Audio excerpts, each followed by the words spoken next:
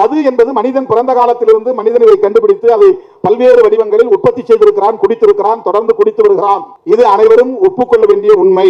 அதனால்தான் 2000 ஆண்டுகளுக்கு முன்னால் ஐயன் திருவள்ளுவன் 133 அதிகாரங்களை எழுதிய அந்த திருக்குறளில் ஒரு அதிகாரம் கல்லுண்ணாண்மை. அவன் மதுவிலக்கு கொள்கை.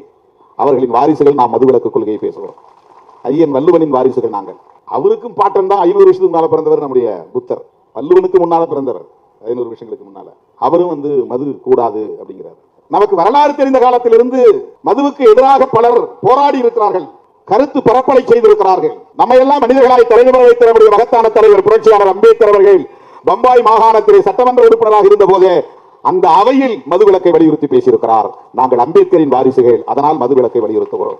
நாங்கள் பகவான் புத்தரின் வாரிசுகள், ஐயன் திருவள்ளுவனின் வாரிசுகள். எனவே மதுவிலக்கு கொள்கையை ஒரு தொலைநோக்கு பார்வையோடு நாங்கள் முன்வைக்கிறோம். தற்காலிக அரசியல் ஆதாயத்திற்காக இதை பேசவில்லை.